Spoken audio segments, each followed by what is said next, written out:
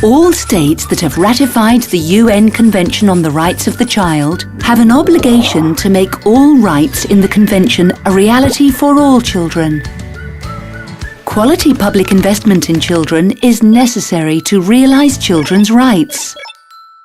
Evidence also shows that investing in children results in future generations of citizens who are healthier, better educated, and more productive, and who contribute to sustainable development.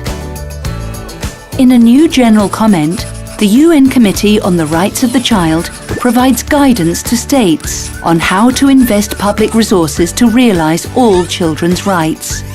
The committee makes it clear that states must prioritise children in their budgets.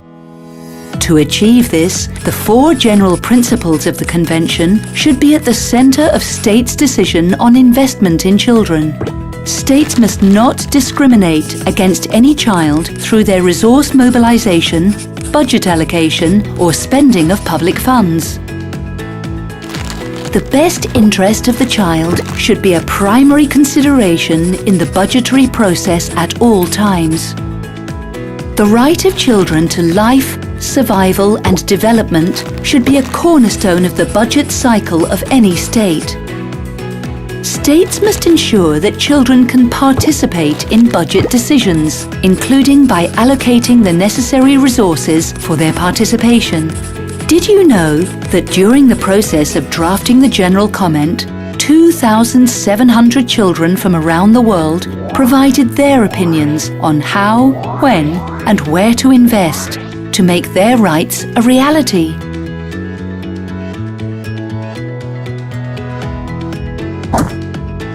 Decisions on public budgeting and spending for children at national and subnational levels should also be guided by effectiveness, efficiency, equity, transparency, and sustainability. The 4 general principles of the Convention and these standards of public budgeting should inform the 4 stages of the public budgeting processes. 1. Planning. 2. Enactment. 3. Implementation. And 4. Monitoring. Let's talk a bit more about each of these public budgeting standards. Effectiveness. States should ensure that budgets are planned, implemented and monitored through a results-based approach to achieve concrete progress. In Bangladesh, for example, local governments are publishing citizens' charters, which also include information on funds allocated in the local budget to children's programs and social development. These charters are updated quarterly to reflect actual expenditure. Efficiency. Public resources should be managed to ensure maximum value on investment.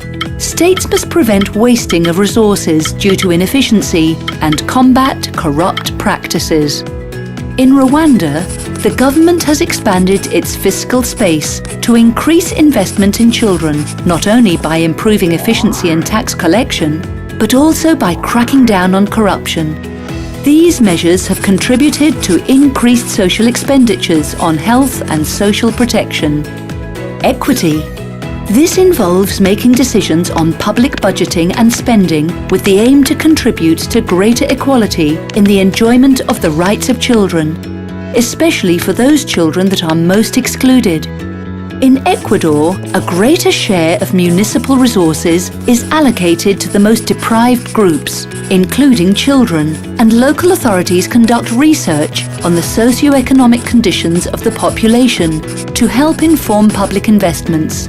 Transparency.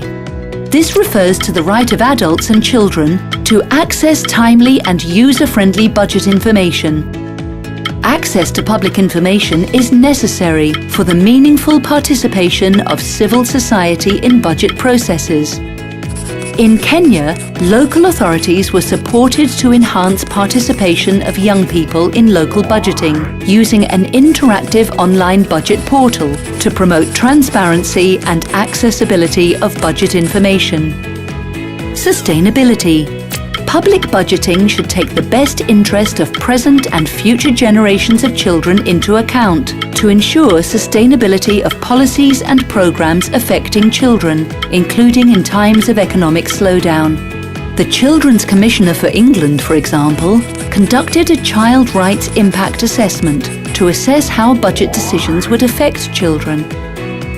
The general comment will also help states to deliver on commitments to children, included in the UN Human Rights Council resolution towards better investment in the rights of the child and in the Sustainable Development Goals. In addition to being a legal obligation under the Convention on the Rights of the Child, public investment in children is an important contribution to the sustainable development of any country. What will your country do to make this commitment a reality for children?